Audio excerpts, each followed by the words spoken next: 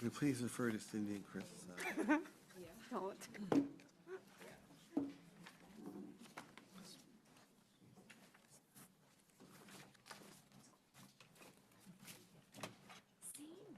All right. But really, there's not really options. There's Just the budget, nothing else. just the budget. Yeah, be quick.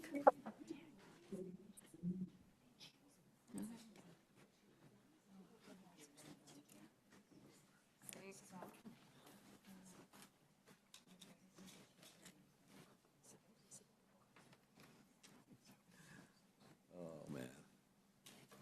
What a ride.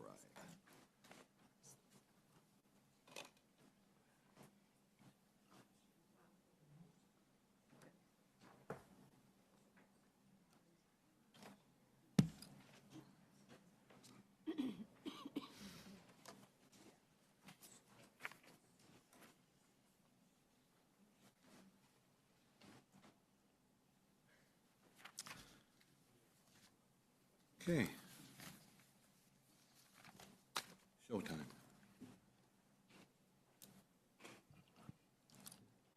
Good evening, everyone. Welcome. Richmond Board of Education acknowledges and thanks the First Peoples of the Hunkaminam language group on whose traditional and unceded territories we teach, learn, and live. All right. We don't have a heavy schedule, but we have some heavy topics. And so let's move on. And we're going to start off with, we have a couple announcements, I do believe. Trustee Larson and Trustee Sargent. Go ahead, Trustee Larson. Thank you. June is National Indigenous History Month. During the month of June, we celebrate National Indigenous History Month to honor the history, heritage, and diversity of Indigenous peoples in Canada.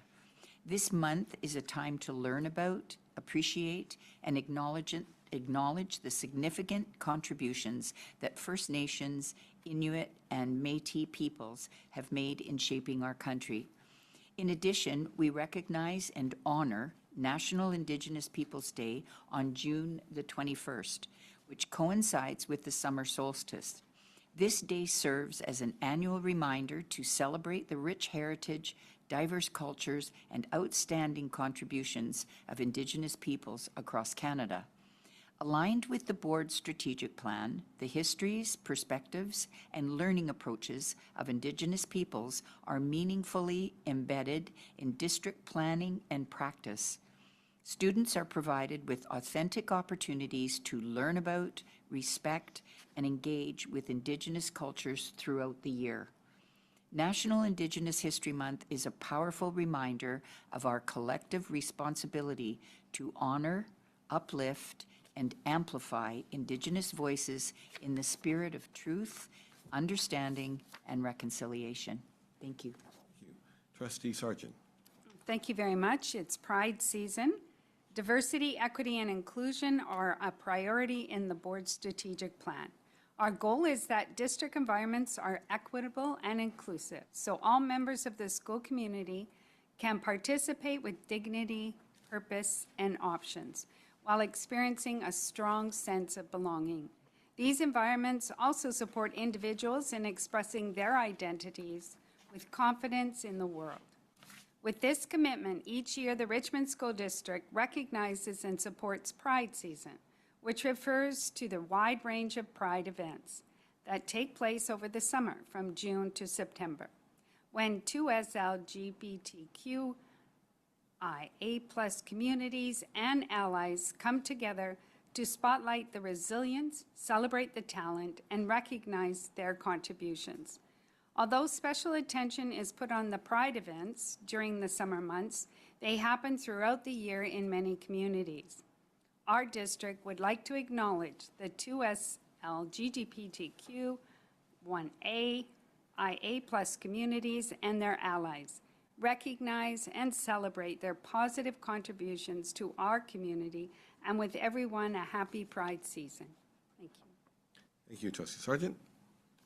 Secretary Treasurer Wang, is there any materials not included in the packages available to the public? All material has been posted on the public website. Thank you, Chair. All right. We move on to the adoption of the agenda. Unless there are any additions, oh, trustee Belisa? Thank you, Mr. Chairman. I am respectfully requesting to the board through the chair that the following notice of motion be placed on the agenda for the next regular meeting of the Board of Education. The notice of motion that the Board of Education of School District Number 38, Richmond, direct staff to reinstate the previous competitive format of the district track and field meet. And further that, develop and present option for inclusive and meaningful participation, opportunities for students who are unable or unwilling to participate in competitive events while ensuring that all students continue to benefit from the physical activity, skill development, and a positive school experience. And here's the rationale. No, actually, that's fine. Looking for a seconder? Seconded by trustee Wong. Any discussion? Trustee Sargent? Is it being added to the agenda? We have to vote? So We we're haven't voted. voting on it? Yes. Okay, so you're letting it. Letting it go. Okay, Any so. other questions? Well, I challenge the chair then on the decision to put it forward. Okay. For the reasons that, first of all, it's against our policy and process and practice. And the policy states that it has to be an emergent issue. We were unaware of this coming until yesterday, late yesterday, by email. So the board was not notified until very late. Our policy is strict for us as well as our public, that there has to be sufficient notice so that we have time to process. I realize we won't be discussing it tonight, but we cannot add things to the agenda unless we follow the process that's in our policy. A trustee can bring a notice of motion, but it has to be within a certain time. And it has to be, the criteria is that it has to be emergent and an emergency. There is no emergency. The track meet happens in a year. So for you, Chair, to go outside of policy, I challenge your decision, and I think the board should discuss whether that's appropriate for it even to be considered. All right. May Oh. I refute, Mr. Chairman? Sure, why not? Because there is reason for for voting against. Yeah, go ahead. Okay. Under governance and board operations, policy 201, under 3.3.4, it's very clear that notice of motion at the meeting prior to anticipated consideration, semicolon. Second, notifying the chairperson of the office of the secretary treasurer by 9 o'clock Thursday prior to the meeting. Take note, semicolon, or a request to the chair immediately prior to approval of the agenda for emergent item. There are three ways. We always presume that it should be before 9 o'clock Thursday, or it is an emergent. This particular interpretation of all motion or notice of motion should be before 9 o'clock is erroneous, because the framers of these bylaws always give the trustee the responsibility and the right to introduce notice of motion, but giving enough time and fairness to the other trustees for research and consideration.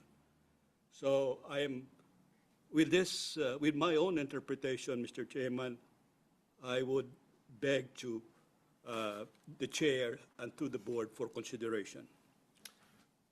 Thanks for both your interpretations. I'm going to give you my interpretation. In regards to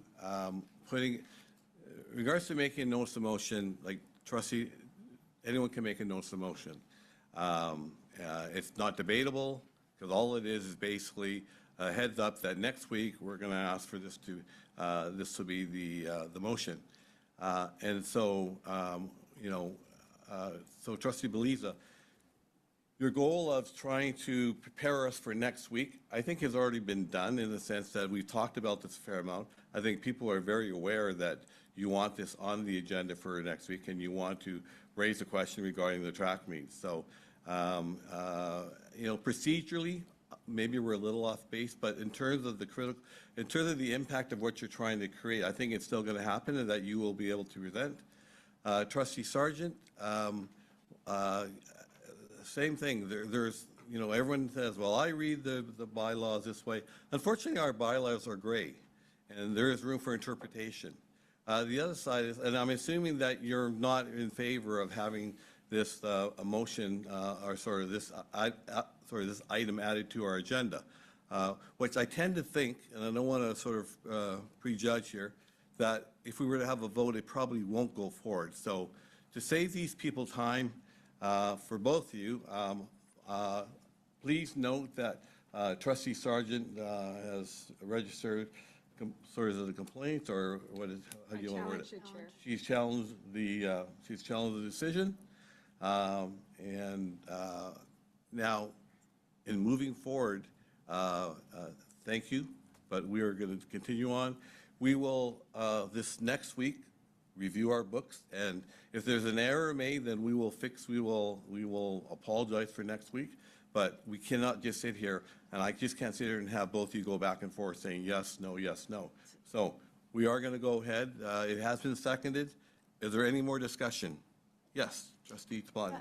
I just wanted to make it clear that Trustee Beliza can and should be submitting his motion. He's actually submitted it to the board, but he can put it on the board agenda without a notice of motion for, and it's not next week, it would be the June meeting of the board.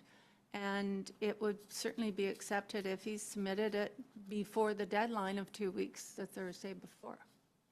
Okay. Thank you. Any other comments? Just to clarify, we are approving the agenda, correct? So we Yes. will be voting on it. We will be voting now? on it. Okay. All right. I just think it's not really, a policy isn't really up to individual interpretation. We had requests from public before to come before us, and they didn't give proper notice. And I think we have to hold us to the same standard. So it's not an interpretation that I'm making. It is written in policy that these are the criteria. And we hold our public to the same. But Trustee Sargent, I've also run this past our Secretary Treasurer and our Superintendent, and so I've got to believe someone. And so I'm going to put my trust in these two people, and we will move forward, and hopefully the impact of this vote will not cause the walls to crumble in the Richmond School District. So, are there any more discussion? Yes. Question, so for clarity, are we now adding this notice of motion under new business? Is that the? If it would be, addition? if you vote in favor, yeah, we will add it to new business. But we vote to approve the All right? Oh, we do. Sorry, Chairperson, I respectfully, I won't support it just because of procedural fairness. It very clearly lays out in the section, in the relevant sections of the bylaw that any additions to the agenda must be added prior, the Thursday prior. I have moved motions many times before on this board, and I've done it before the deadline, and that's in the spirit of fairness to everybody, and I don't think that's fair considering that this is a last minute from the left field addition to the agenda. Okay, well, thank you. I'm going to ask our Secretary Treasurer to comment. Any direction here? So you have trustees moved the motion to add, I mean, you have addition, like you have included the addition to the agenda, you have a seconder. So I think at this time you can call the vote. Okay. Yeah. So I'm going to call the vote as to adding this item to the agenda. call the vote on the amended agenda. Thank you. On the amended agenda, all in favor? All opposed? All right, the motion is defeated. The agenda will remain as is. All right, let's keep moving on, folks.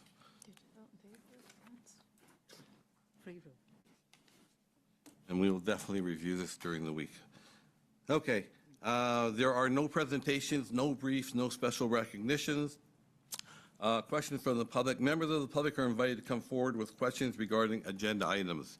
The only agenda item on the schedule tonight is the voting on the budget. So you have to put your hand in just now. Yeah, we didn't vote on adopting the agenda. Oh,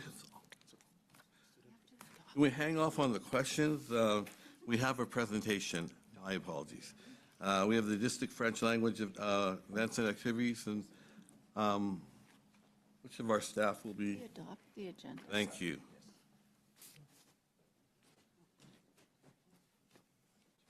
Good evening, everyone. Tonight's presentation is focused on French programming in the district. We are so pleased today to have students and staff to share how they are bringing French language and culture to life. In particular, staff will share their experiences in two recent events, the French Festival and Concours. It is now my pleasure to introduce our teacher consultant for French programming K-12, Christine Canas, to introduce our students and staff.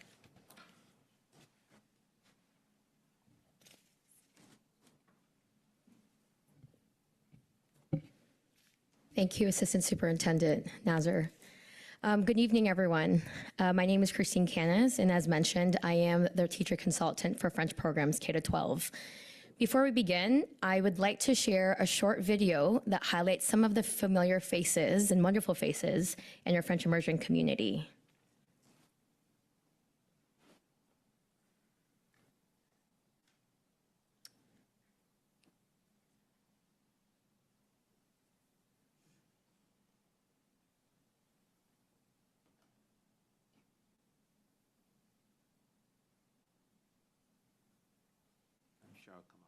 I'm sure it's coming up soon, yeah, for sure.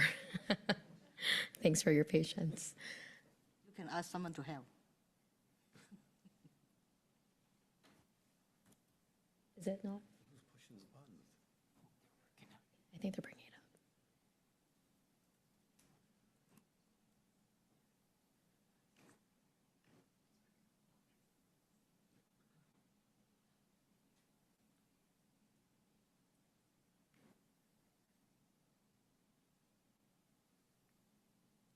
All right, here we go.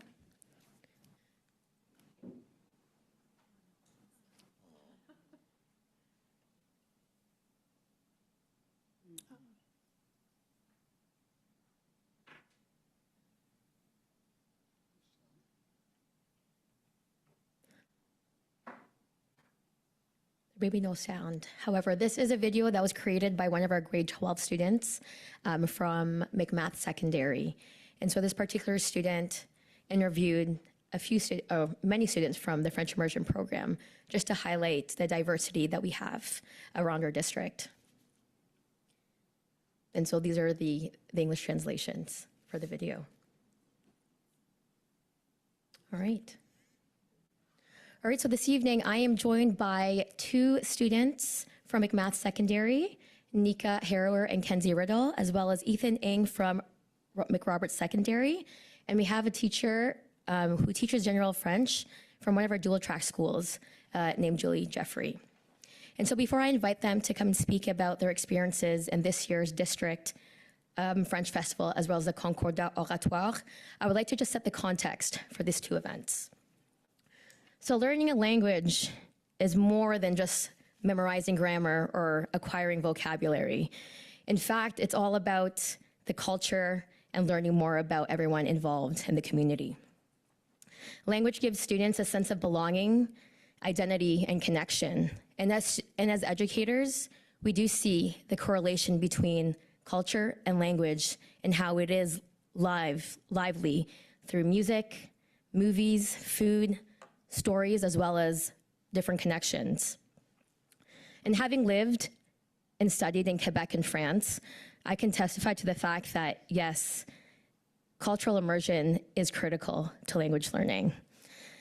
It has shaped my identity as well as my confidence as a language learner, as well as my journey as an educator. And it's been my goal to bring this same sense of discovery to our students, as well as our educators in the Richmond School District, in the core French program, early French immersion, and late French immersion.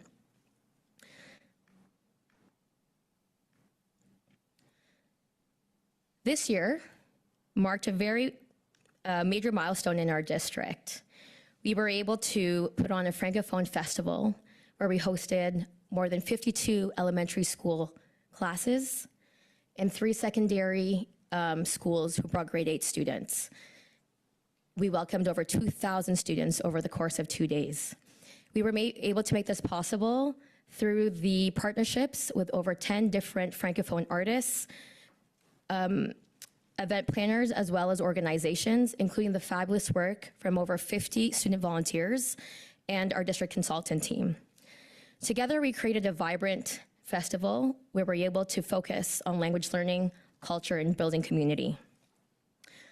Now our festival started with Prof à Quoi by name guy Eric Tremblay, who is from Quebec, and he brought this company to Vancouver in 2022. And his goal with this experience was really to help students fall in love with science through music, through different activities, and no matter what your language abilities are. And with that, we also had Prof à Quoi, Le Fleuve Franco, who was our main performer. He's a Franco-Ontarian with Haitian background, and his music embeds a lot of hip hop, pop, as well as different African Caribbean tunes. And part of his performance really focused on the diversity of Francophone cultures. In fact, there are more than 27 countries in the world where French is one of the official languages. And so through this performance, he asked students to really think about who they are, because through music and language, it does shape our identity and how we see ourselves going forward. Now, throughout the venue, students also explored different cultural experiences. We had invited a crepe maker who is local. We also had Belgian waffles. One of our vendors was from Belgium, but he actually lives in Steveston. And so you can actually find his little bakery there if you'd like to taste some of that. We had the Maple Man also come from Quebec, which is part of many of our school activities, as one of our teachers will talk about later. We had Malikunda drumming, as well as Canadian Parents for French, which is a national organization that also attended and shared this event on their national platforms. So what made this event very meaningful was the fact that we were able to bring students and teachers from all their different programs to share the same space while we were learning about culture, language, as well as the importance of community building. Now, last month, we had another event, Concours d'Art Oratoire, that we hosted at McMath Secondary. So Ethan Ng will talk more about that. But here we had over 70 students attend and participate in our Concours d'Art Oratoire, which is a French public speaking competition for our students. It has been around for more than 40 years through the organization Canadian Parents for French. Now, from that, we had 15 students participate at the provincial level in Surrey, just this month, actually beginning of the month. And 7 of those students actually placed top 3 in their category, where they won prize medals, prize money, as well as medals. And in fact, one of our students has now advanced to the national level, where participants are actually eligible to win scholarships for university. And our judging panel consisted of district members as well as teachers and members from our community who are really impressed by the poise and the confidence and the language abilities of all the students in core French, late French immersion, as well as early French immersion. Now, what sets our district apart from many others is the fact that we've also integrated 2 distinct categories that really promote the collaboration and communication amongst our students. So through the Canadian Parents for French, they have the traditional category where one student will just say a speech. However, in Richmond, we have also introduced pairs categories where students can say a speech collaboratively, or the TED Talk presentation that's supported by visuals. And so with these two categories in place, we've really encouraged many of our students to participate.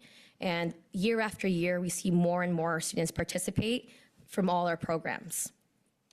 So now, while this brings us an overview and highlights some of the things that we did, it's really the personal stories that bring these events to life.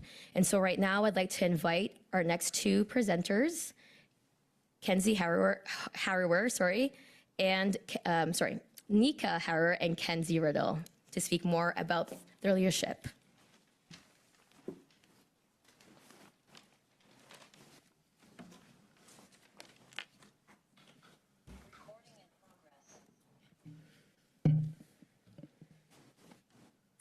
Good evening and bonsoir, everybody. I'm Nika, And I'm Kenzie. and we are students from McMath Secondary School. Before we begin, we would like to express our gratitude and our thank you for all taking the time to listen as we share experiences as leadership students in the French Immersion program.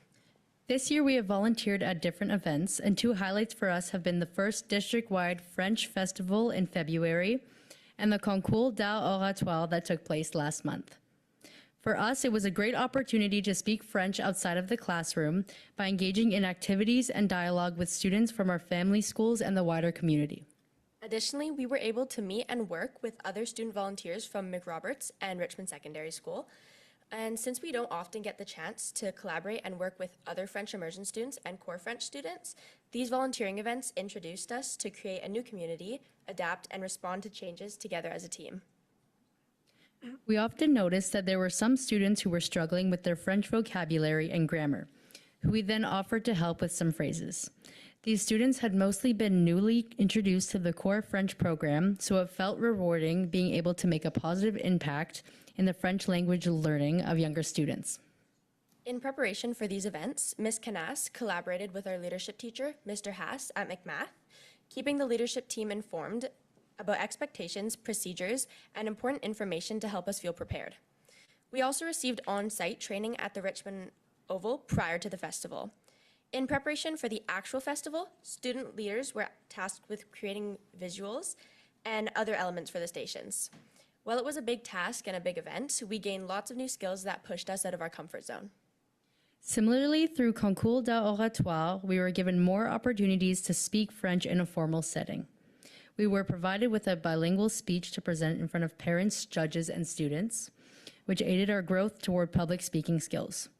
We were also responsible for setting up the event and presenting awards, which gave us a better understanding of how much organization and preparation goes into running a successful event.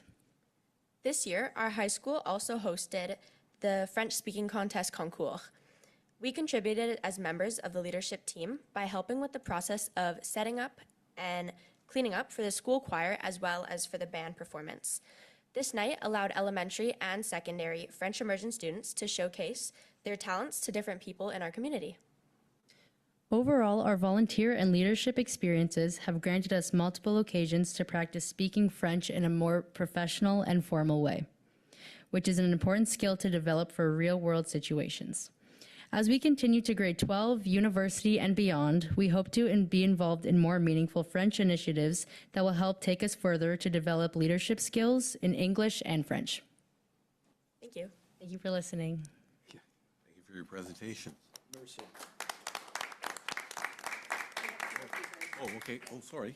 Yeah, no worries. We'll switch that. Now we'll have Ethan Ng speak about the concours. Hi everyone, my name is Ethan Ng from McRoberts Secondary. I will speak about my experience participating in the Concours d'Art Oratoire. I was first introduced to concours in grade 6. It was an assignment everyone in my class participated in. We were given a period of time to write and practice our speech, and then present it in front of our class, either individually or in pairs. Through this project, we learned about essay writing and formatting, learning new vocabulary and expressions. This allowed us the opportunity to gain experience as writers, editors, and presenters working alongside peers. That year, I decided to write my speech about why students didn't like math. In earlier grades, I noticed many students didn't enjoy it, even though math was one of my favorite subjects. It wasn't until that year where we were able to learn about financial literacy by creating small businesses, budgeting, and marketing that I noticed a change in my classmates. Initially, I was scared to present in front of grade 7 students, but my teacher's guidance and efforts to help me practice during recess and after school, I gained the confidence to continue on and present at the district level. That win allowed me to advance onto the provincials in Surrey, and I was ecstatic to have won first place in my category. I personally find provincials the most interesting. After winning my first year in grade 6, I thought I could do it again the following year. However, I was very wrong. My competitors had learned from their mistakes, and their speeches were nearly perfect. While I couldn't see much difference at the regionals, I found the provincials a lot more competitive every year. This year, I started high school, and it was a very different experience. While I am no longer in French immersion, I still compete in this category due to the number of years I've learned French before high school. This year, my topic focused on the craziest artists, as I thought it would capture the judges' attention. I advanced to the provincials, even though I didn't think it was possible for me to win, because I had the disadvantage of no longer being in French immersion. I was more nervous the last 2 years I participated, not because I didn't want to speak in front of an audience, but because it was more competitive than I had imagined.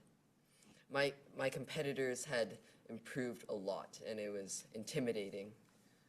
Although I still managed to win, I already know what I can improve on for next year. Thank you. Congratulations.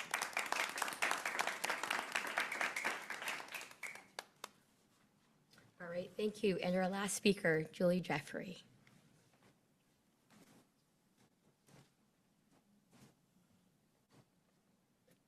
Good evening. Thank you for having me here. My name is Julie Jeffrey. I'm a teacher at William Bridge Elementary, where I teach French as a general subject, or core French. As a part of my own personal goal or growth, I set a goal to improve my French teaching practice, and as one who doesn't speak the language every day. So this led me to reach out to our district consultant team for support. Over the past 2 years, I've worked closely with our district consultant to strengthen my core French program. I asked myself, how can I create a program that best supports my students given my current French abilities? So the answer came in several ways for me. First, through ongoing conversations about what supports would be helpful, I received guidance on trying different core French programs that exist. We experimented with one program, but soon realized it was better suited for the French immersion classes and teachers, so we returned to the drawing board. Second, the creation of the district core French units provided me and the other core French teachers in the district with structured, accessible, and engaging materials. These units made sense, they were easy to follow, and they captured the students' interests. They included instructional videos, games, activities, follow-up activities, visual supports. They also made me feel more confident about the order lessons should be taught in. From there, I was able to add my own ideas, but within a clear framework that directly aligned with the BC Core French curriculum. Third, I was given the opportunity to go on a French field trip. This was a first for me. So the English streams don't normally have access to core French field trips, so aligned directly with the curriculum. So the field trip was not just a field trip for us. I can't express how connected and organized it was for both me and my students. There were meetings ahead of the day to explain the goals of the trip, as well as the logistics of the day. So there were pre-field trip notes included, vocabulary for the students to use and practice before the trip. This was extremely beneficial. I felt prepared and I felt like I was doing what I was doing in class had real place-based value. The performers were engaging and supportive of the content we're expected to teach. They used science to teach colors, songs to teach expressions, and modern activities to engage the grade levels present. Cultural connections were woven throughout the day, including the presence of the Maple Man from Quebec. This helped the students make direct connections to the French-Canadian culture and better understand how maple syrup is connected to Quebec and traditions and identity. The booths, student leaders, and invited guests encouraged the students to use French expressions in a fun, supportive environment. The organization of the day was also very strong. Students were guided by leaders, including the high school students, which helped build our community, our district community. As teachers, we felt confident that our students had choice throughout the day while still being safe and a structured environment.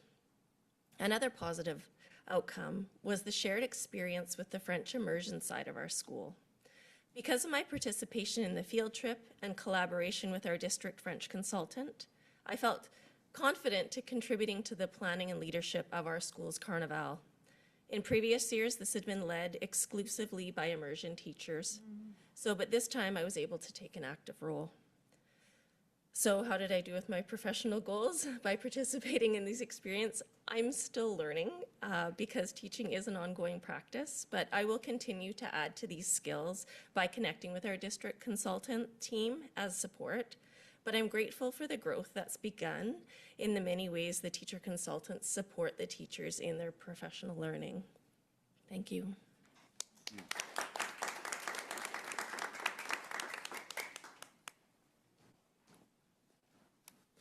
All right, before we end this segment, I believe the sound is now working. So we're going to try to play this video. I believe I can go back.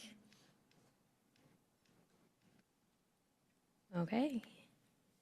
Let's see. Bonjour, mon nom est Ryan, je suis un étudiant à McMath en 11e année et je suis une partie de l'immersion français précoce.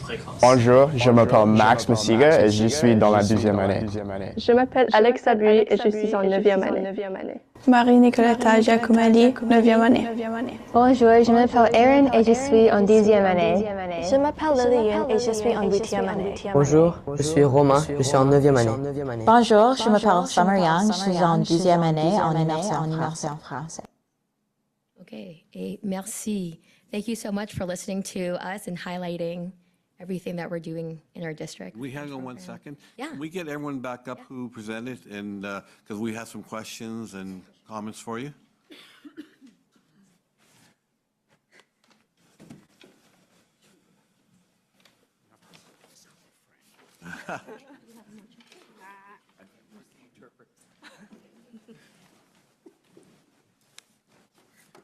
First of all, thank you very much for presenting to us. It's always great for us to see different parts of the program. You know, we hear about a lot of them, but, you know, we have our meetings here and we don't get out as much as probably we'd like to. And so if we can't get us to the program, it's great that you can bring the program to us. Now, I'm sure people have different questions. I'm going to start with the two of you. You're going to graduate next year. No, this year. Next year. Yes. All right.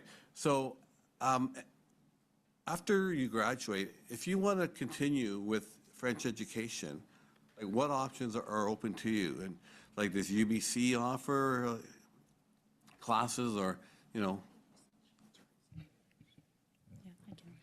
Well, for UBC in particular, I believe there's I'm not sure if there's a immersion program, but I know there are course options. My sister, who's in second year of university now, took first year French for her first year at university. So, and she loved it. And that actually made her want to take more courses like Spanish, which she also enjoyed, which she took this year. So I'm not sure if there's other French immersion programs, but I know of French classes that they have.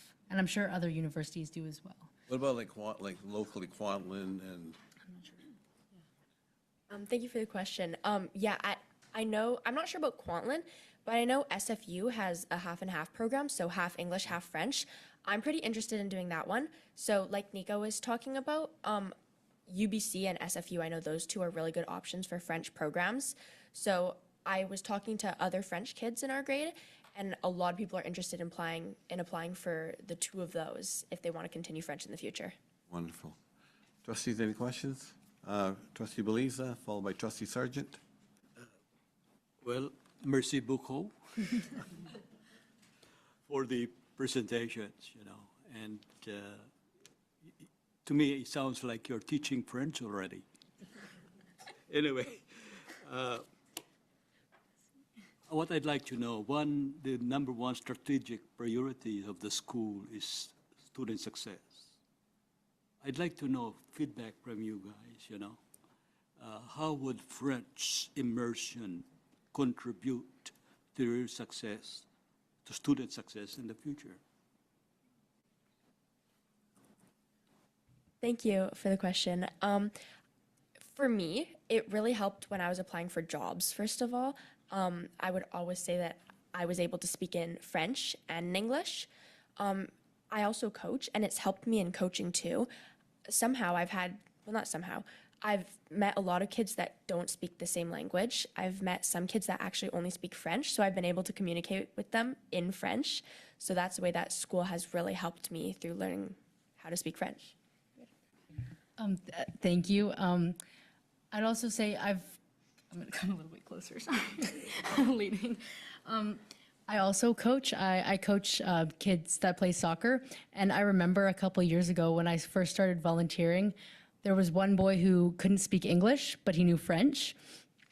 And I also knew French because I'm in French immersion. And I was able to connect with him and coach him and be able to help him understand what we were actually doing because I know French rather than just speaking to him in English. Also, like it was said before, I believe 27 other countries in the world have French as a national language. So in any way possible, you could meet somebody new and connect with them because you know another language. So I think that it's also beneficial in that way. Thank you. Okay. Trustee Yang, did you have a question? Oh, Trustee Sargent, we'll go down this way.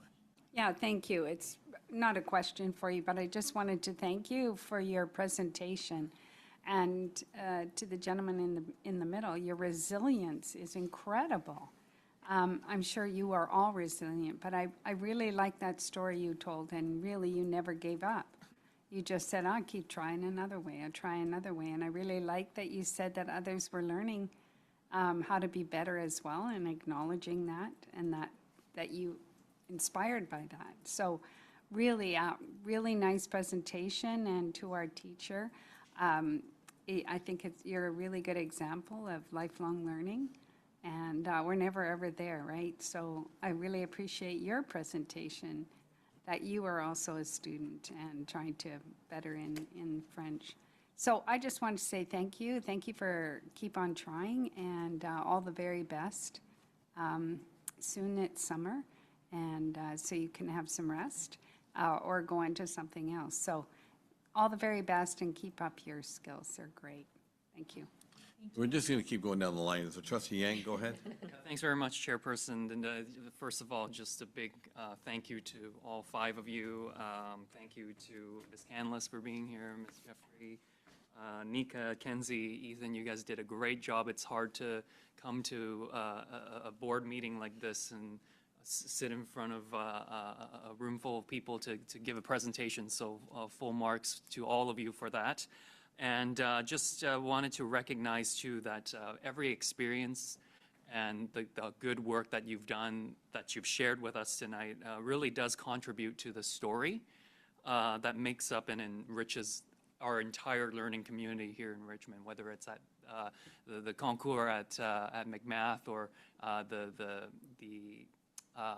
carnival, the festival at Oval. These are memories that students will have for a very long time. And I was fortunate enough to be at the Oval, so to see student engagement on French language is just amazing. And really just wanted to take this time to really highlight the importance of French language learning too. I mean, a big part of our story in this place we call Canada is that we have 2 official languages and one is certainly English, but the other is French, and that makes up the identity for a lot of us here in this place. And I know that some of you've touched on it, but I guess my question would be, you know, in all of your years in engaging in French language learning, what would be a core memory that you think will stick to you the most? And I know that Mika, Kenzie, you may have shared that already, but looking to the educators as well, I mean, if there's something that sticks out to you that you would like to share. Thank you. I think one core memory that was really good for me was the concours at the provincials, like my first year. I think that struck me as there's other people like me, there's other people who want to learn French as well. So I think that was a really good experience. I'll also say one really cool part of like a really good memory for me is that you can start like somewhere where you're in kindergarten and you start to learn French, and then you'll meet teachers that you know for the rest of your life that'll like stay along with you, and you'll still say hi. And even today as an example, this is Madame Orzin, one of my teachers who I saw her at the French concours event for I think maybe 8 years since I hadn't seen her. So it unites students and teachers, and it's really cool because it's as simple as knowing the same language as somebody else. So yeah. That's sweet. For me, I always tell everybody that I know I love knowing French. A core memory? Oh, when I went to Paris, it was really cool being able to actually communicate with different people from a different country. Although we spoke the same language, they definitely spoke a lot faster, but it was still super cool. They tried to help me. Some of them, they would slow down to speak to me, and I would try to speed up and match them. But that was super cool. Or just even fun memories, like I do gymnastics as my sport, and I went to Montreal for a competition. It was almost everybody spoke French, my goodness. And awards was also in French. I thought that was just so cool that I was able to help my teammates translate and understand what the people who were presenting the awards were saying. Yeah, that was super fun and cool. Well, thank you for sharing that, and certainly one other important thing you've done for us tonight is highlight the very importance of having diverse program offerings in a public education system, and that's something I hold near and dear and value very much, and so thank you for that reminder, and merci beaucoup, bonne chance et félicitations pour le présidentiel. Oh, merci. That was very bad. All right. Trustee Larson, can you beat that? Even try. Thank you very much. Ms. Kanask, am I saying that correctly? Yep. Thank you for taking us through the slide. That was the slides and explaining what was coming to us. That was wonderful. And to Nika and Kenzie, I heard a couple of French words when you were describing something. And for me, the beautiful sounds, and I must admit, Trustee Yang, yeah, you did pretty good, way better than I would have. But anyway, there's a beautiful sound that I heard of the French that sort of just rolled so naturally off your tongue. It was just like, oh my goodness, which is wonderful. And you're talking about your volunteering and your leadership, and that's always such a wonderful thing to hear. And to our Ethan, as Trustee Sargent mentioned, you told a great story of sharing your story. And what I was most impressed with, where you kind of had a strategic plan, I don't remember the name of what you were presenting, but to capture the judge's attention. Sounds like it worked for you, right? and so it was quite enjoyable to hear you share that. I really did enjoy it. And it was lovely to hear Ms. Jeffrey, your sharing of your own personal experience and wanting to learn more. And that's such a wonderful thing as a teacher, right? You teach, you learn, you teach, you learn, and to share that with us is quite lovely. So I hope I've got everybody. But yeah, that was really enjoyable. Thank you. I can see you going forward, and it's lovely to hear. Mr. Wong, do you have a? Mr. Chairman, so very thank you and appreciate that you come to come to today's performance. So the presenters. So I now have a student leader from math, and Robert have read the first stage of a provisional level, and I can just listen to the teacher what your passions, how to use different way to get the student learn, and the leadership. Student leadership is provide their time and their passion to teach the younger one, have to get them is a face to people, is a talk to with the French, right? So thank you for Ethan. So you share the learning experience and say that you intend to give up and now is go forward. Very and then congratulations for your dad. You will win the first place.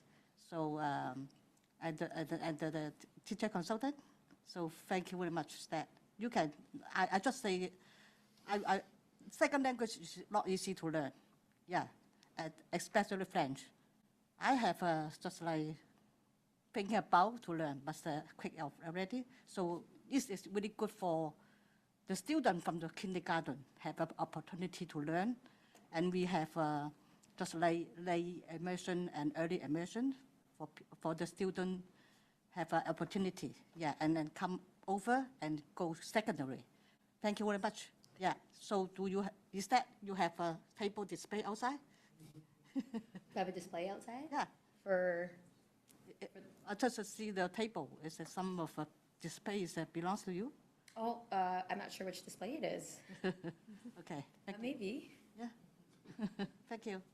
Thank you. And Trustee Tablotny. Yeah, well, your presentation was amazing. I really enjoyed French when I went to high school, but we only had the core French program. And so I never really got proficient at it. I still remember some of it, and it's got me around Paris before. And, you know, I wish I'd continued.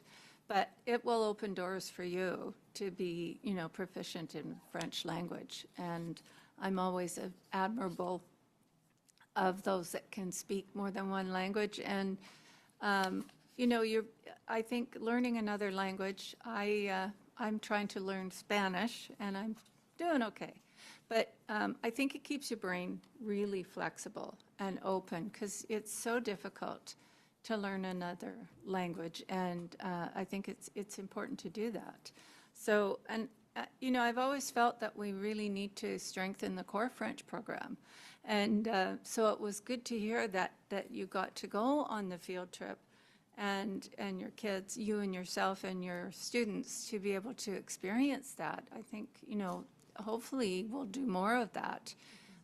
You know, meeting the two programs together, because. And really turning young people onto French, which is, you know, the other official language in Canada. So we should all, you know, at least know some French, if not know how to speak the other language.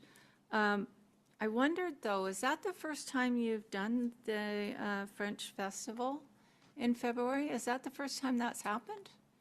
Because it wasn't on my radar. So in the past, I think it's red. It's okay. So in the past, we've actually combined it with the Concours d'Oratoire. However, this time we really wanted to get to all the French programs and thought, how about we have a day trip to the Richmond Oval, since, you know, it's quite difficult to get anywhere in terms of transportation.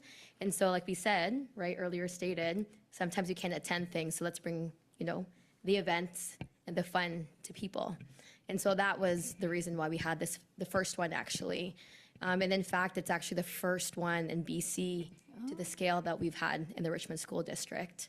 And so other districts know about it, and it's been a great time to really collaborate with them. Oh, that's fantastic, right here in Richmond, so, and that oval is coming in handy. So, and to the young fellow, you are so brave, you know, you didn't go into French immersion for secondary school, but you continued, so keep it up, because it, you know, speaking another language or two, like I said, keeps your brain flexible, keeps you young, and it will open doors, you know, to opportunities. And just traveling and being able to speak to other people in their own language is amazing. So good for you. Great presentation. Thank you. Thank you. Thank you. You know, thank you. You guys are great ambassadors for our program and for the French program. And I think, you know, not only probably do you inspire people to learn French, but as has been pointed out here, you inspire people to just learn languages. And I think it's very important. I think deep down we all wish we could play the guitar and learn a second language. I've given up on the guitar, so I'll have to work on my languages. But anyways, but really on behalf of the board, we want to thank you. And as I said, keep doing what you're doing, because also you're doing very well. And hopefully we'll see you again. Thank you very much.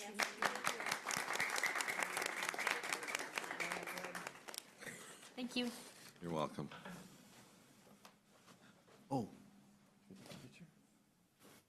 Oh, hey, you guys, can we do a picture? David, can we do a picture with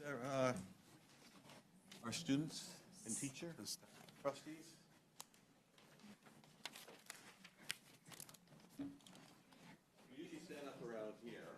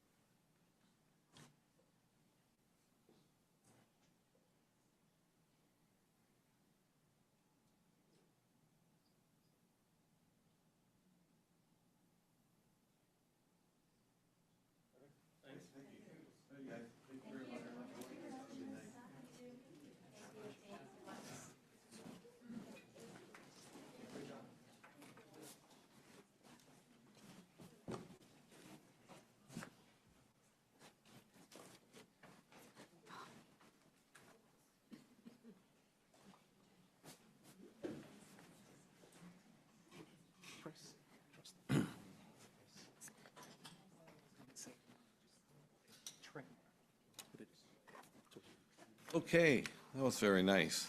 We're going to continue on. We are on item number 4, questions from the public. Members of the public are invited to come forward with questions regarding agenda items. Anyone come forward, just state your name and... Thank you. I don't know where I'm looking at here. I'm Dean Billings. I'm now president of the district PAC. Guitar, there's no money in guitar. French, I think maybe other languages it is. So my question, on page 52, there, you mentioned 77% Indigenous graduation rate. I was looking at studentsuccess.gov.bc.ca. They have different numbers. And so they have a 99 general and an 83 rate for Indigenous. I don't quite understand. So there's a difference between your numbers and the province's numbers. And so this is something we, you know, sometimes see with, you know, motivated parties or whatever. And earlier this week, I want to give you the opportunity to comment on this. The province distanced itself from something you guys provided in a recent policy change, right? You guys had a policy change, and then the province came out. There was a CTV article about basically distancing itself from you guys, saying we didn't tell you guys to do that, right? Yeah. So yeah. I now see a situation where I have two different numbers. Okay. Right? One from the province, one from you guys. Which one should I believe? First of all, Dean, as you know, questions are regarding agenda items. So unless this is about the budget. It is. It's on page 52. There's a number there, and it contradicts a number that I see on the government website. Okay. Well, that's what I'm trying to understand. Do you want to respond to that? Well, if I may, through the chair, specific to the data, we can follow up with Mr. Billings once we have the numbers verified, and, just because we've been put on to do so. Oh, for sure. Yep. So my office will ensure we follow up with you, Mr. Billings, on specific to that item. So today, you're not going to comment at all on the province's statements? No. And I believe, Liz, you're up next.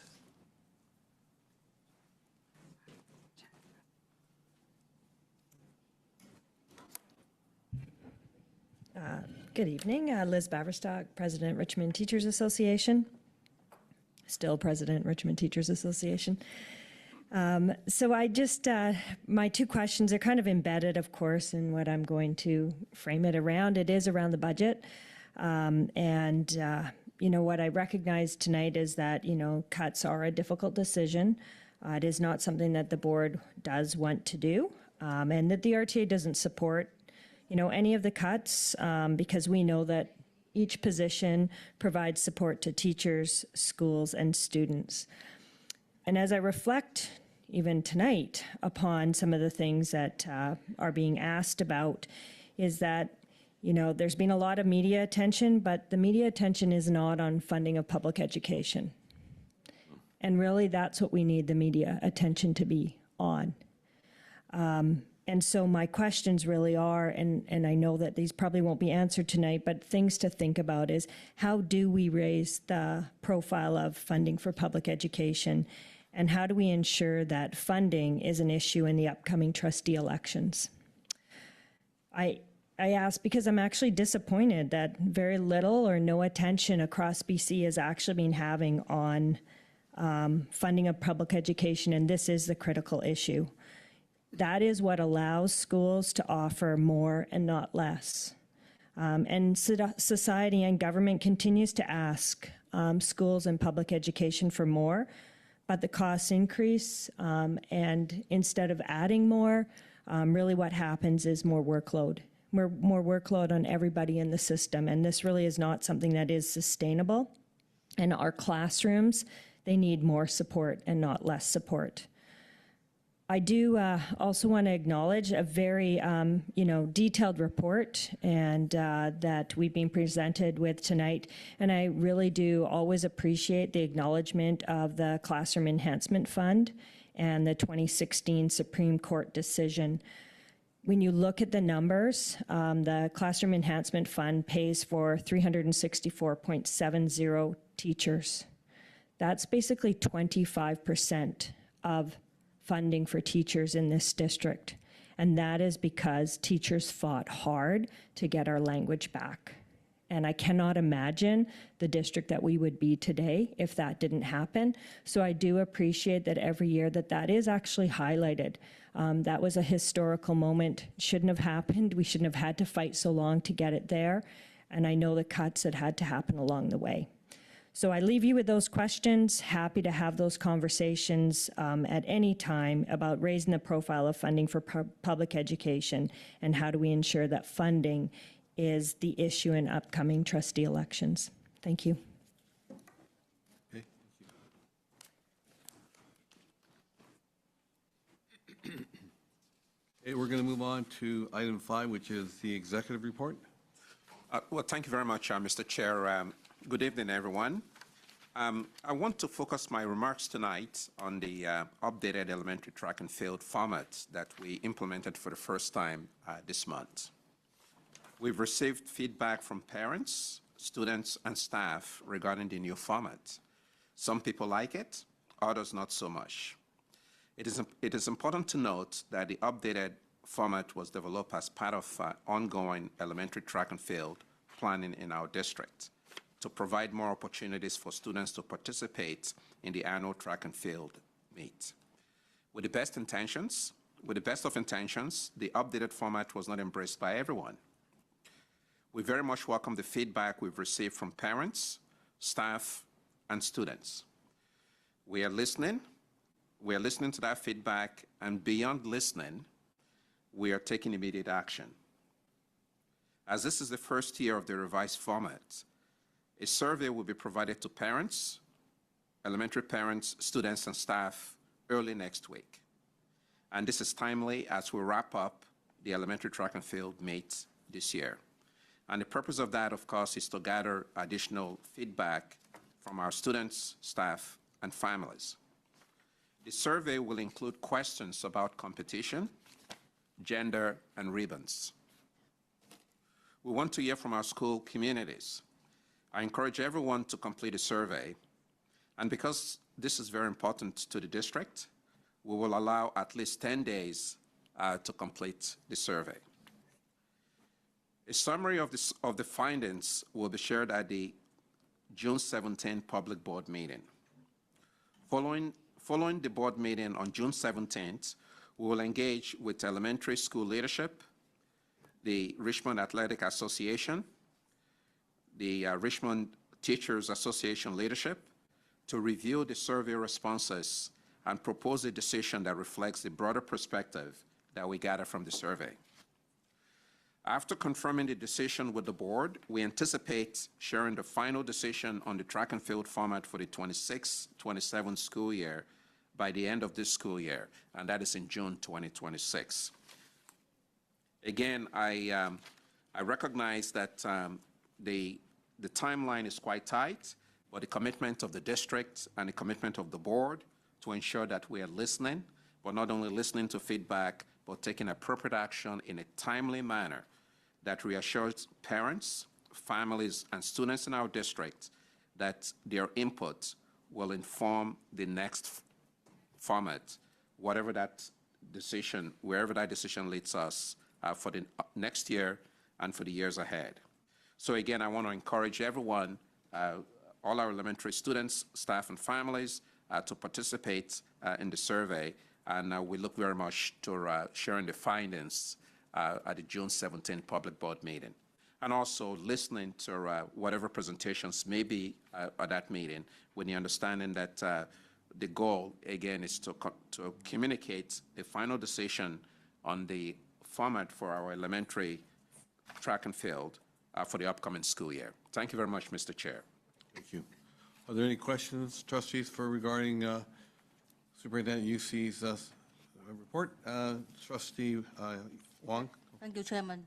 So I just think about, you just like have a survey out, so I would like to know how to communicate with the community and the parent and the student. You know, still have a survey is an individual, or just like for all the parents, students, teacher, and principal? Thank you very much, Trustee Wong. We certainly will use all the channels that we have, as we normally do when we communicate with families, to make sure that, and again, that's on our website, that is through School Messenger, that's push out through the different channels, including our X feed. So we utilize all means available, and certainly for staff, there are different channels as well that will make sure. Rest assured, our commitment, the commitment of the district, and as the board would expect, is that we're doing everything possible to make sure that we're communicating well and broadly. And I would also add, Trustee Wong, that the survey would be in different languages, because we want to make sure that and I know that our communication director, is as part of our process to make sure that we reach our diverse communities. So thank you very much for that question. Thank you, Superintendent. So now it sounds really good that the communication is really brought to the community and use many different ways. Yeah, I can see that really transparent and accountability. Yeah, thank you. Thank you, Trustee Wong. All right, any more questions? Trustee Beliza? Thank you, Mr. Chairman. Last time the survey was for 4 schools. This time, would it be like 39 schools who are going to be involved from grade 4 to 7? All the parents would be have the opportunity to participate in the survey. Would that be the intent? Well, through the chair, Trustee Beliza, this is a district-wide survey for all elementary schools in our district. While the track and field event was specific to the grade 4s to 7, we also recognize that families with children in any grade in our elementary school may wish to provide input. So this is not restricted or limited to just only that grade level, or for that matter, the schools that were part of the initial conversation with respect to the pilot. So this is a district-wide survey of elementary students, staff, and families. Thank you very much. Thank you. Right. Not seeing any more questions, we'll move on to item 6, which is the approval of minutes from prior meetings. There's a record of an in-camera meeting held of the board held Wednesday, April 22nd, 2026. We have a regular meeting of the board held Wednesday, April 22nd, 2026 for approval. Minutes are included in your package. You're looking for a mover and a seconder. Moved by Trustee Yang, seconded by Trustee Sargent. Any questions? All in favor? Thank you. We have a record of an in-camera special meeting of the board held Monday, May the 11th, and a special meeting of the board held Monday, May 11th again, 2026 for approval. Looking for a mover and a seconder. Moved by Trustee Larson, seconded by Trustee Yang. Thank you.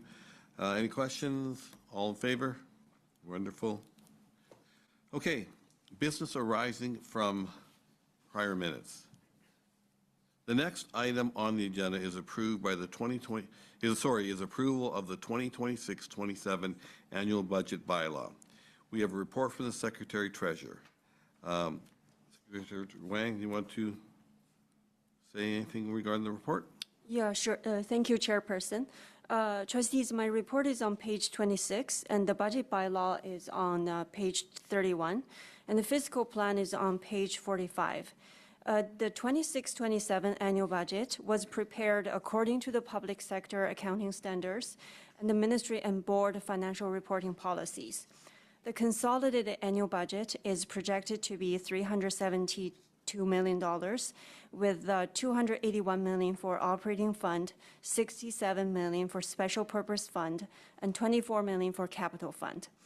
This budget reflects the board's commitment in student learning and student achievement while promoting organizational effectiveness to achieve a balanced budget that leads to long-term financial sustainability. Over the last 5 months, the board has engaged an annual budget consultation process to seek feedback and input from the community. I want to take this opportunity to express our sincere appreciation to all our education partners for their support and input through this process. And with that, I welcome any questions and comments from trustees. Thank you. Thank you. At this time, are there any questions, comments from our Secretary Treasurer? Yeah, Trustee Sargent. Are these comments now or in the readings? We're going to be doing this throughout, but It's okay. you can do it now if you want. Sure, okay. Well, we're about to embark on the 3 readings, and I just want to say, as usual, our process is one that we can be really proud of. We've been talking about the budget for probably 5 months and really engaging with our partner groups and with our staff. And I just want to say, it's a very, very difficult job, and all of our staff really took it very seriously and did line by line, department by department, you know, what can we go without to meet this deficit? We're in a deficit budget because of changes in the federal immigration policies, which trickle down to us, the uncertainty in the world, with different leaders in different countries, and the instability that gives to a system. And I think I really respect Liz for always bringing up 2016. I don't think there has been a time that you haven't brought it up, and made me think tonight that, you know, keep saying it, because I was around when you didn't, when you weren't successful. And that was a long time. It was many years where those cuts, we had to make them. And I know at the district, you know, where would we be? I know where we would be, and where we were. And so we made some horrendous cuts over the years. And I do want to say thank you. You say it and we take it to heart, but we never really note it. And I'm noting it, Liz, that I personally know what it was like. And it was very, very difficult. And so that funding back into the system is very much needed, and classrooms are better because of it. So tonight, we didn't run to make cuts. This isn't something we like to do. It is our job. It is our job to meet the budget. And again, I can't say enough about our Secretary-Treasurer, who has worked tirelessly to somehow make this all work. And I know next year potentially is going to be harder. I am concerned about the additional positions we kind of put back in the budget last meeting, because our surplus is going down and down, and that's worrisome. A surplus is really important to have that for the security of our district. So we will make these cuts because we have to, not because we want to, and I think they're the best places we can go at this time, given all of the work that all of staff have done. And I think about how hard it is for staff to do all that discussion too, and on the ground. The ground will feel these cuts. Every single person on the cut list is valuable and important and has made a huge difference in the lives of students. So I'm really sorry that we have to do this, and but I will do my duty. And again, thank you again, Ms. Wang, for leading us through a very difficult time, and our superintendent as well. Thank you. Thank you. Trustee Tablotny. Yeah. Well, here we are again tonight, and we're obligated to pass a balanced budget. That's our job as trustees. And we began our budget discussions early this year with the realization that our enrollment didn't materialize as it was planned to, and so therefore we were looking at making emergency cuts, and our staff worked very hard to do that, so that we weren't even, in a deficit position for the current year. So we did manage to make ends meet due to that hard work. And then in January, we began meeting with the Budget Advisory Group, Working Group, which is, a group of all our partners, education partners, representatives, and to come up with a workable solution for 26-27 school year that is also facing a $3 million or more deficit. And, trustees and the Budget Advisory Working Group were committed to, to how important it is to not erode the integrity of the classroom and the services to students. And many meetings later, our Secretary-Treasurer, along with the senior staff, hardworking financial department, have done their best thinking, digging, shuffling, financial planning for the next year. And it's been very time-consuming, stressful, because under budget scrutiny, they're looking at the jobs of their colleagues too, when they're having to look at everything, when they're looking line by line. So it's difficult work and kind of heart-wrenching. I've heard lots of opinions from parents and communities and community leaders about, that feel, how this crisis should be handled. And people are passionate about the ideas that they believe can work if put into place. But I believe this board has done their best to listen to the community, parents, partners, staff, and a decision has to be made, unfortunately, made knowing that we have to put we've put our heads together, and we've come up to our done our best thinking together. And I've been around long enough to know that not everyone's going to be happy with this decision and the budget we've put before you.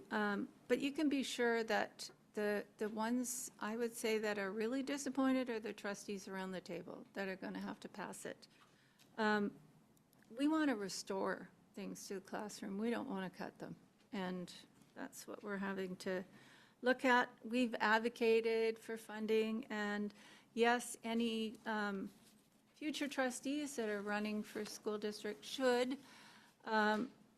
learn about the funding formulas, how they work, how they can be tweaked, and the advocacy that you have to go through to try and get get funding, increased funding, because we've been working at it for years, myself and Trustee Sargent, like 21 years. It's a long time. We've worked alongside our BCA STA partners at our annual general meetings, putting forward motions and for advocacy that they take forward on behalf of trustees across the province. But sadly, there's no pot of gold at the end of the rainbow, and especially not in the chambers of the Provincial Treasury Board, who control the purse strings. And so this is not the first time I've had to vote this way and vote for, cuts that we have to make and people's, jobs, even if it was done through attrition. There's still cuts. And there were budgets that were even harder than this one. I mean, they're always tough, and it's always hard to vote for any cuts that we're going to have to make. But I'm going to hold my breath, and it'll be with a heavy heart. But I will vote in favor of the budget, and we'll have to continue our work and continue to convince the provincial government that they have to fund public schools adequately and support the learning in the classroom, and to stop, having trustees vote for budgets that erode the support. So, thank you. Okay, my apologies, trustees. Just so you know, we're going to go through the 3 bylaw process. After the first reading, provided we do this,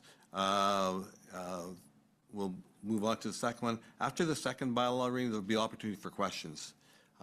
Following the third reading, that will be an opportunity for people, if they want to indicate, their opinion as to, I'm going to vote for this because blah, blah, blah, or I'm not going to vote for this because. All right, so just so people know that that's what's coming up in terms of if you want to space out when you're going to talk and what you're going to say. We have a recommendation from the Secretary Treasurer is that the Board of Education of School District Number 38 approve the 2026-27 annual budget bylaw by way of 3 readings. Do I have consensus that 3 meetings of the 2026-27 annual budget bylaw take place this meeting? 1, 2, 3. 1, 2, 3. Thank you. Trustees indicate agreement to read the bylaw 3 times in this meeting. I will read the first reading of the bylaw in full. Annual budget bylaw. A bylaw of the Board of Education of School District Number 38, Richmond, called the board, and to adopt the annual budget of the board for the fiscal year 2026-2027, pursuant to Section 113 of the School Act, RSBC 1996, C-412, as amended from time to time, also known as the Act. Number 1, the board has complied with the provisions of the Act, ministerial orders, and Ministry of Education and Child Care policies respecting the annual budget adopted by this bylaw.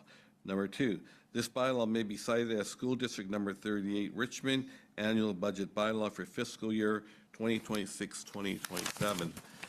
The attached statement 2 shows the estimated revenue and expense for the 2026-2027 fiscal year and the total budget bylaw amount of $380,672,210 for the 2026-2027 fiscal year was prepared in accordance with the Act. 4, Statement 2, 4, and Schedules 2 to 4 are adopted as the annual budget of the board for the fiscal year 2026-2027. Can I have a mover and a seconder for the first reading? Trustee Beliza and Trustee Sargent. I'm just going to work my way down here, yours. Moved, seconded. I now call the question. All those in favor? Any opposed? Okay, the first reading is carried. I will now read the second reading of the bylaw in summary, as trustees have the full bylaw in front of you. The annual budget bylaw has been prepared in accordance with the School Act, ministerial orders, and ministry policies. The total budget for the 2026-2027 fiscal year amounts to $380,672,210. Statements 2 and 4 and statements 2 to 4 are adopted as the annual budget of the board of the fiscal year 2026-2027.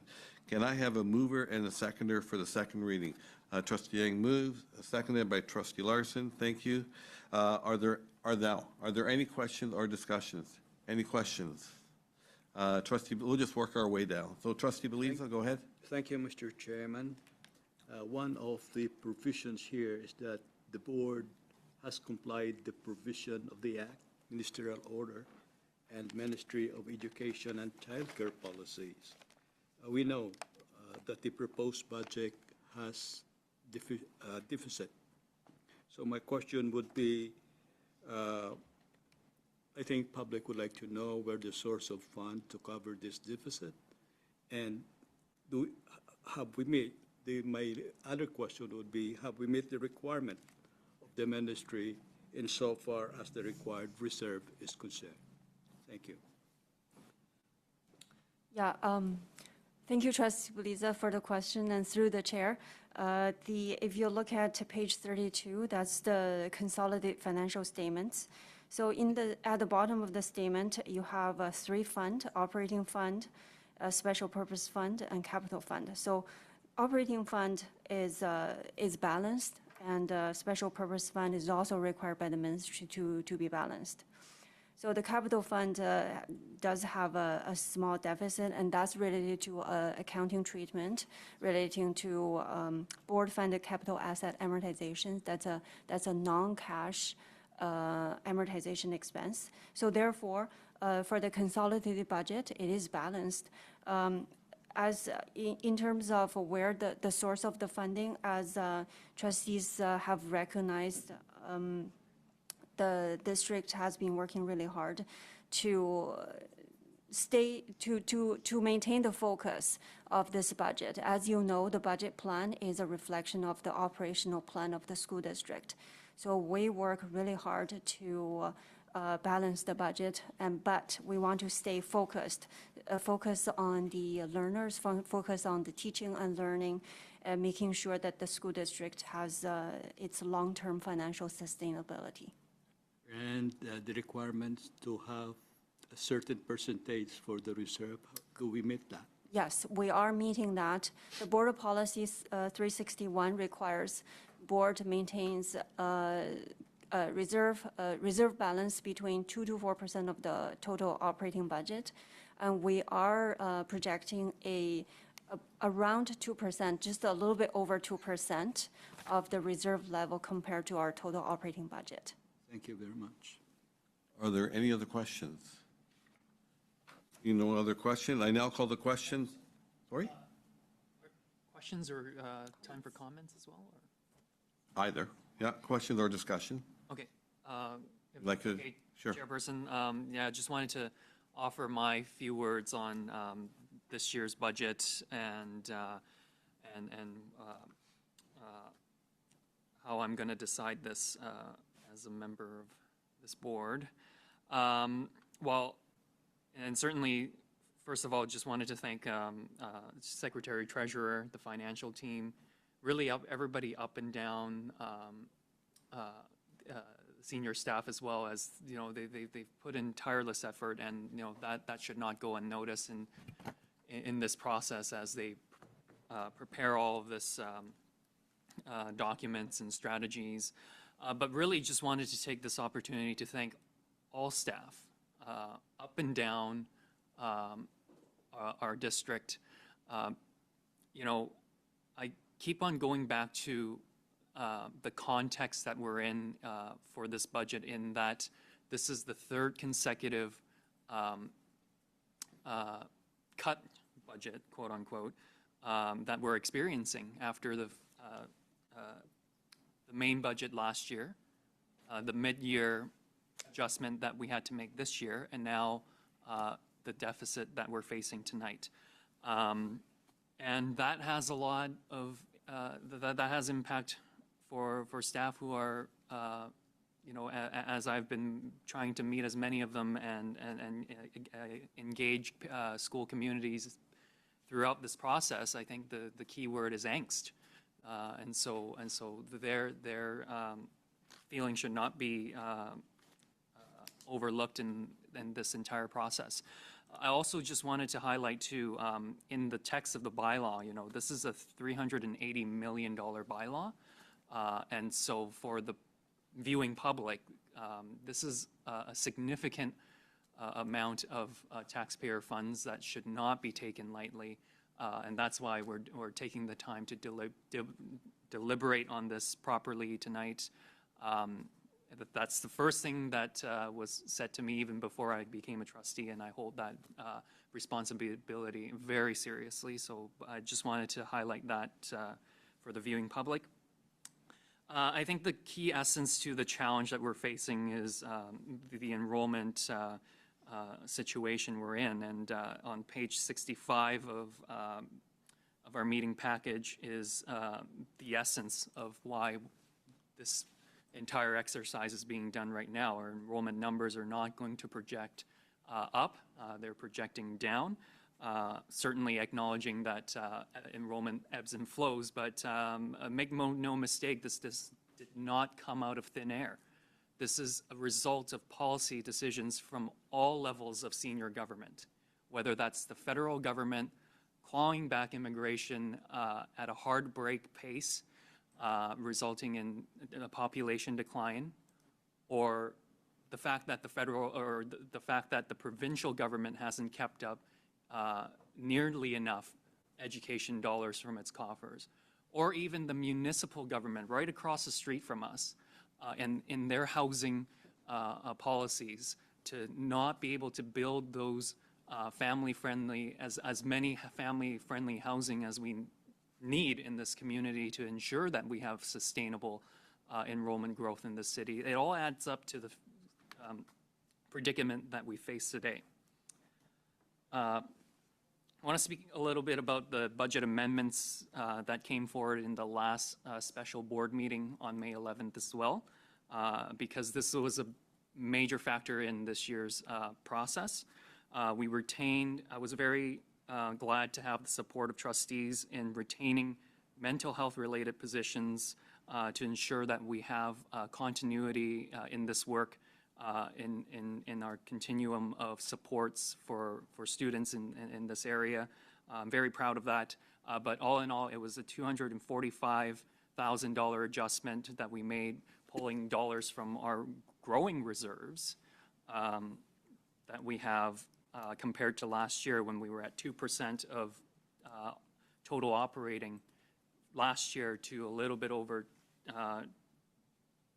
2%, and so there's definitely growth. And I think part of the reason why that was done was we recognize the angst. We recognize that communities are asking us to do more, and I think it was important for the trustees that put forward budget amendments to do exactly that, to ensure that we're able to hold the line on as much as possible the priorities that we set forward to do, given the constraints that we have. So I'm very proud of that.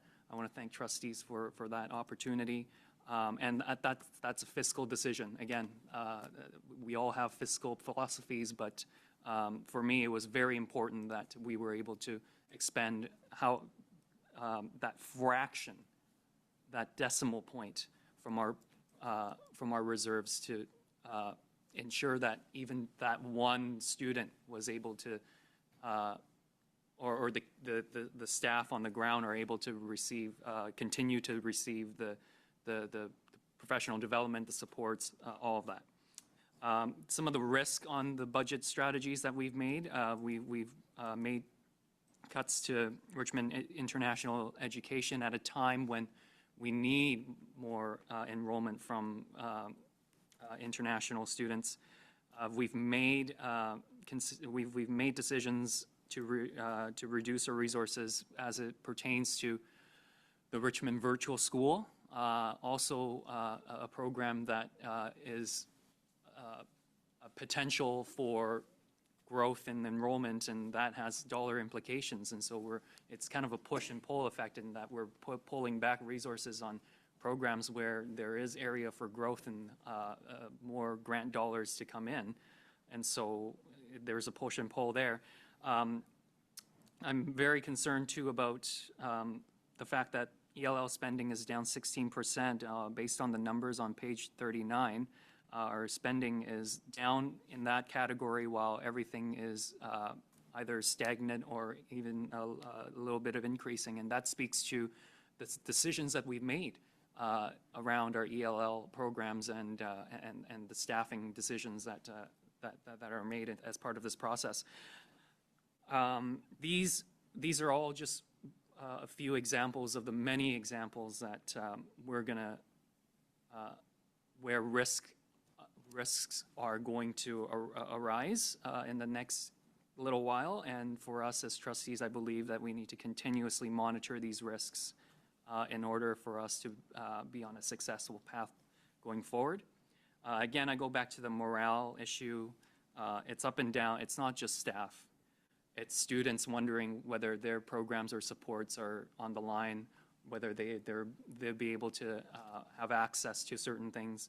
It's the parents wondering whether their child is going to get as much of a quality education as they would be as before.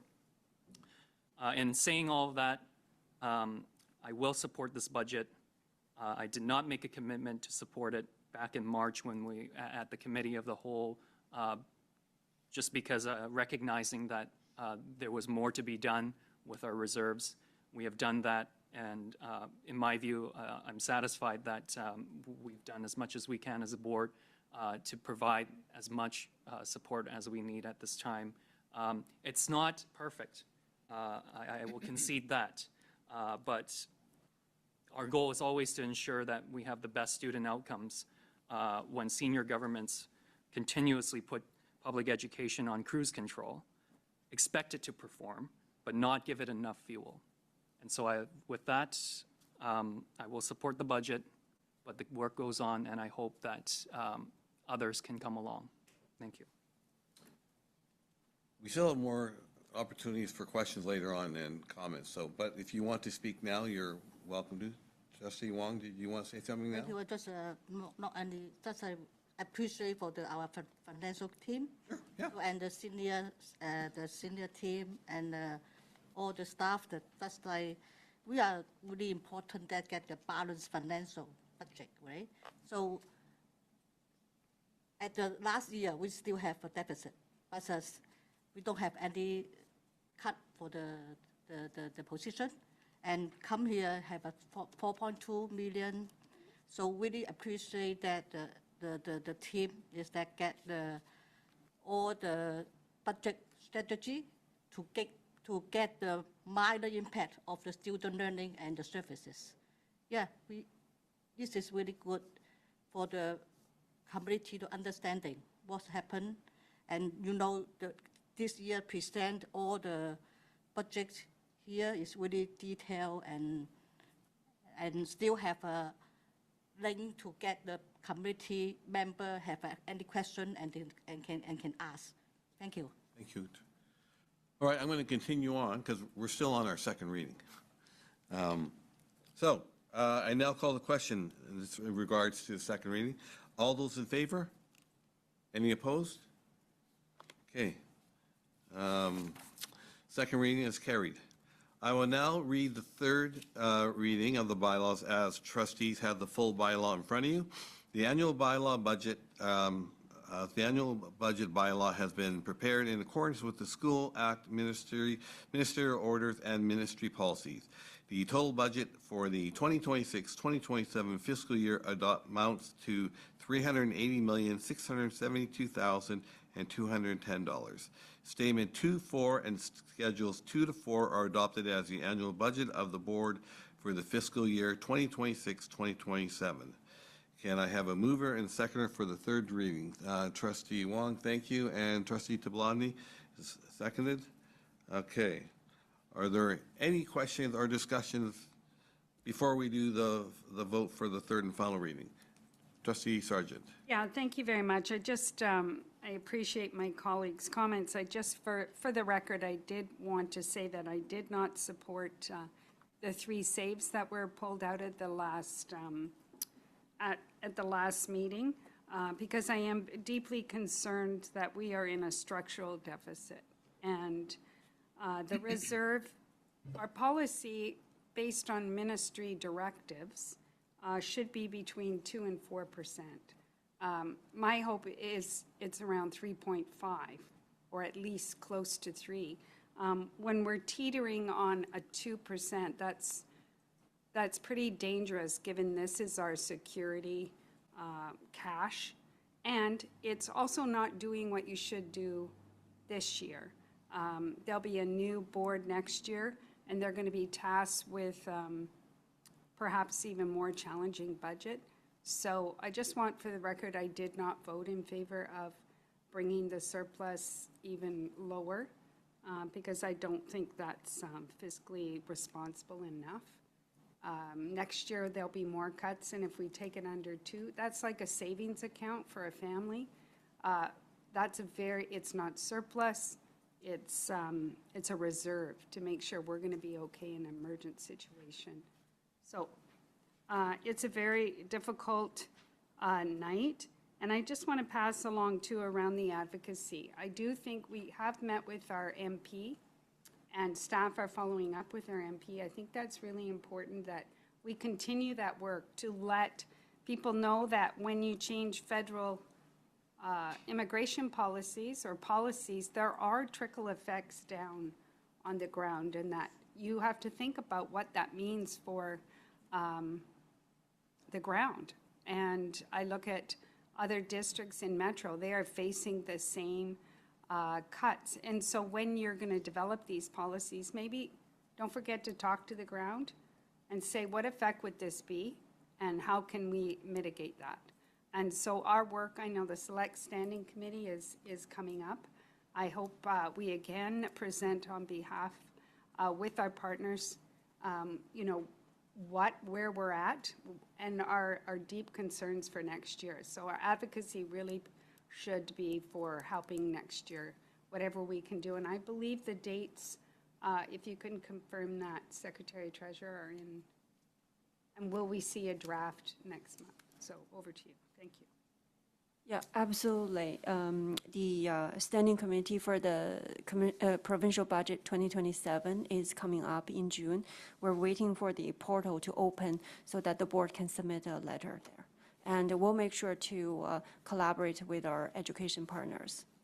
Thank you. And I know we tried to go and present together. I think this year we really should see if we can find some space where we can all go en masse to help for next year. Thank you. Trustee Yang? Yeah, thank you very much. And just at third reading, before we pass this for good, just wanted to continue that line of thought from my colleague. And, there's no question that the reserve is a rainy day fund. We all understand that. There's policies around it. But the situation we're in, I believe that staff, parents, and students are facing, these are rainy days. And so we need to make sure that in the context of 3 straight cuts that we're able to offer as much relief as possible, and especially when we're growing that pot of money. And certainly there's efforts that needs to happen on advocacy too, and that's something we do consistently and will continue to do, but I do agree that needs to be a louder voice. So, thank you. Anyone else? Trustee Beliza? Just a comment, Mr. Chairman. The task of being a trustee is to balance not only the budget. We know deficit is a reality. It takes a lot of time and effort and great collaborations with our partners. It's not an easy task, but we are required to balance the budget. And in doing so, we balance the strategic priorities with the cost of operation. As a matter of fact, there's a great debate whether or not to retain, so we have made a decision. And I would applaud the members of the board in trying to take so much time to have a prudent fiscal management of the district. And in doing so, we have arrived to conclusions, to make sure that we retain most important jobs in the name of student success, the DEI principles, and as well as the, district organizational efficiency and effectiveness, making sure that we address the classroom and the learning needs of the students, as well as greater collaborations with our partners. Is it enough? Is it too much? Then I think we drew the line, and I think we made, a good decision for the good of the students and for the district. So I'm inclined to approve the budget. Thank you. Okay, I'll just wrap up with a couple comments myself. Oh, sorry? I'm happy you to go. wait till after you. I'll go. That's fine. Yep. I have been struggling with my vote for days. I recognize with respect the work that took place, and I fully understand that we are required to present a balanced budget in accordance with provincial legislation. I also believe the systems currently in place at all levels of government, from us to the top, from the top to us, are failing students, staff, and school communities. This challenge is not unique to Richmond.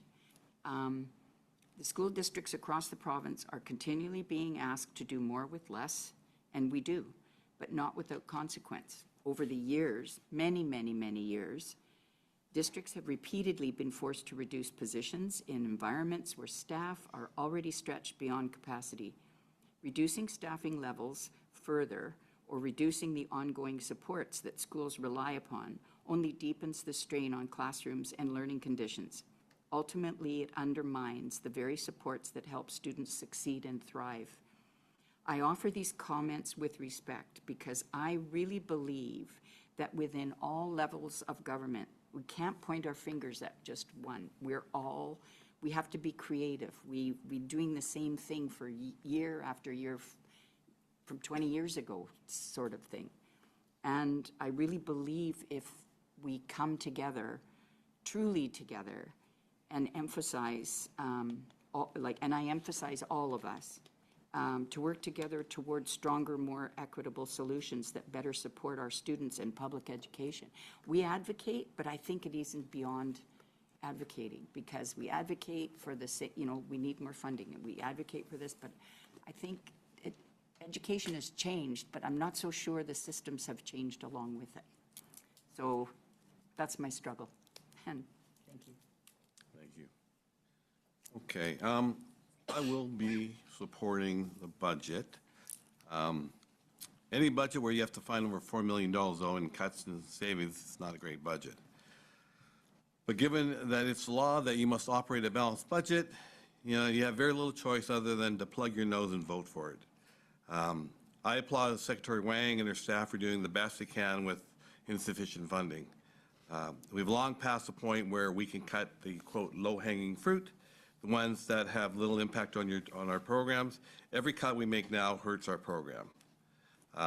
Last week, some trustees voted to save some positions by paying for them out of our surplus funds. I was one of the trustees, and it was a very painstaking sort of decision because, as Trustee Sargent mentioned, it comes from our rainy day fund, and as Trustee Yang mentioned, it is raining, but at the same time, too, it's hard to replace that funds. And so we have to be so careful how we do that. And, in talking to senior staff, I believe we, we're still within, target range of what's expected to be in that budget. But as for the positions too, I think we saved 3 positions. I would have preferred to kept 4th, but once again, you got to be cognizant of our surplus fund budget, and you can't drain it. You can't go crazy draining it either. I guess the scary part is the future. When we look at our projections, we're still looking at a decrease in enrollment, and we've all learned that when there's a decrease in enrollment, your budget deficit rises. Now, we're always told to advocate, and I think this board does a really good job of advocacy. 2 weeks ago, we went out, we actually, Secretary Treasurer, the Superintendent, myself, and Vice Chair Trustee Larson, we went to actually Victoria to go meet with our MLAs. We could have met them here, but we wanted to make impact, show that, we mean business. And so we went out there. We met with the Minister of Infrastructure. We met with the Minister Green. Sorry, I forget which minister she's minister of, but we met with both of them. We explained our situation. It wasn't all doom and gloom as well. We were talking about our new school opening up and how amazing it is that within a year we are able to open up a brand new school. So there are some good things happening out there, but yet,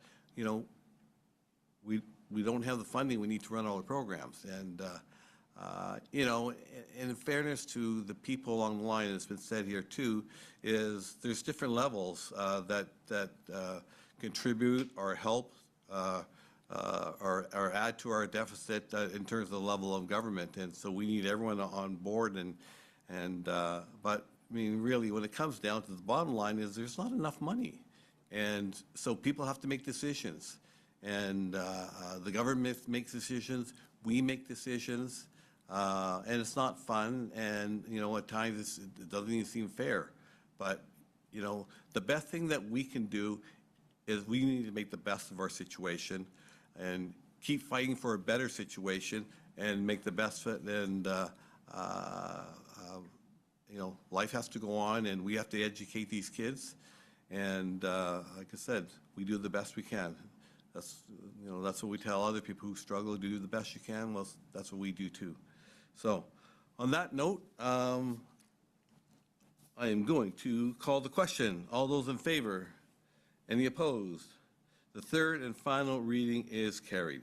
The 2026-27 annual budget bylaw has been read at first, second, and third time, is passed and adopted on this 20th day of May 2026. We now have one further recommendation. Further, that the board authorize the chairperson of the board, superintendent, and secretary treasurer to sign and submit the 2026-27 annual budget for the Ministry of Education and Child Care before June 30th, 2026. Can I have a mover and a seconder for this motion? Trustee Belize the move, seconded by Trustee Wong. Thank you. Are there any questions or discussions? Trustee Yang. Sorry, just ready for the vote. Oh, okay. So I'll say it again. It's been moved and seconded. Are there any questions or discussions? Okay. Now call the question. All those in favor? Opposed? The motion is carried. Pardon? Oh, opposed. Okay. You got that. Thank you, everyone, for your work and contribution during the annual budget process. Shouldn't do this, but does anyone have any final words that they want to say? Just, Yeah. Go ahead, Trust. we voted 3 readings. Yeah. We're finished, the last vote was on the reading for the budget? The last vote that we was for is to authorize us to sign the budget. Okay. Yeah. Because there was someone opposed. Yeah. Oh, so you're opposed to the budget? Yes. Oh, okay. Sorry, I thought it was just the signing, so I just wanted clarity. No, we just want to. did the third reading, and we have you down as voted yes in favor of the budget. No, I didn't. I didn't put my hand up. Oh. Okay. First reading and second reading. First reading and the second reading, I did. You voted for it. For the budget, not for the budget, for the bylaw. Bylaw, okay. First, second, you voted for it, and the third one? I didn't. And the last vote we did was for, to authorize the chairperson of the board, superintendent, and secretary treasurer to sign and submit the 27, the budget. We just need to recount the third reading. Okay, let's do that. I'm going to read I will now read the. My apologies, I'm. That's all right. I'm not going to read the third reading of the bylaw, but this refers to the third reading. We had a movers. Who are the mover and seconders for the? Thank you. Okay. Are there any questions or discussion regarding the third reading? Okay. Now call the question regarding the third reading. All those in favor? All those opposed? Okay. Showing that Trustee Larson. Now, I'm also going to redo the last one as well regarding the recommendation that the board authorize chairperson of the board, superintendent, and secretary treasurer to sign and submit the 2027 annual budget to the Ministry of Education and Child Care before June 30th, 2026. Who was the mover and seconder? Thank you.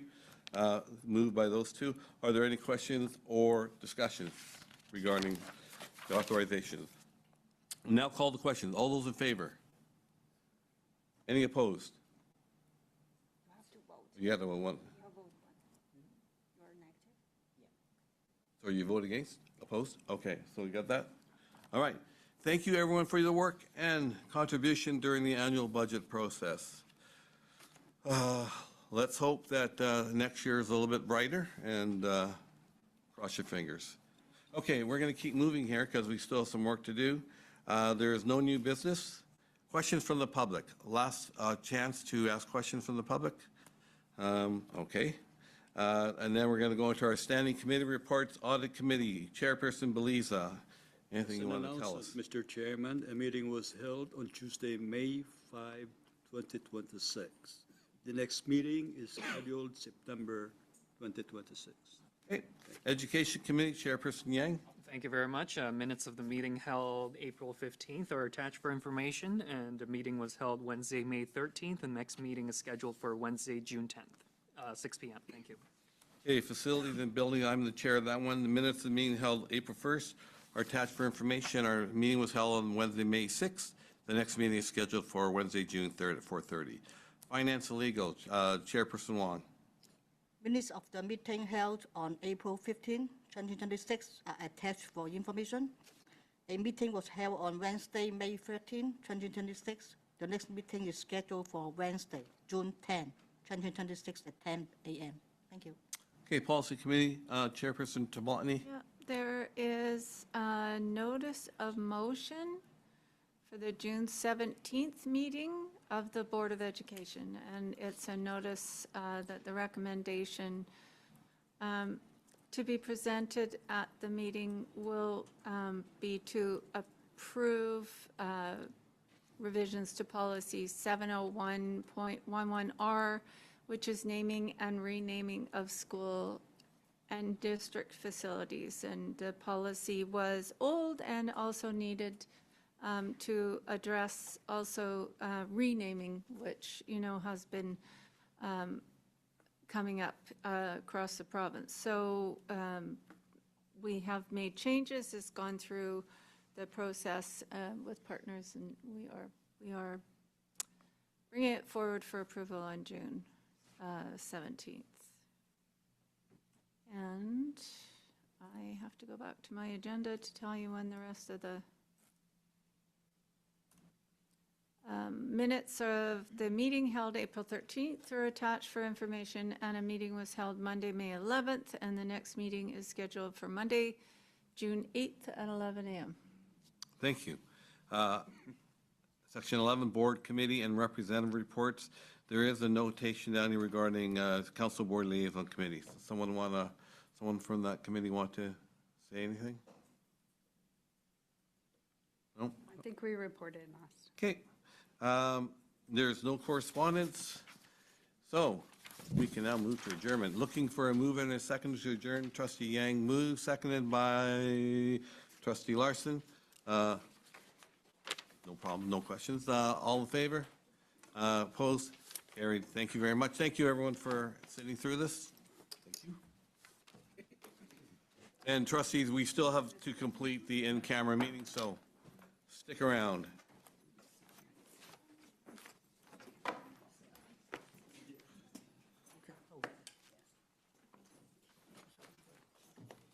All right, now.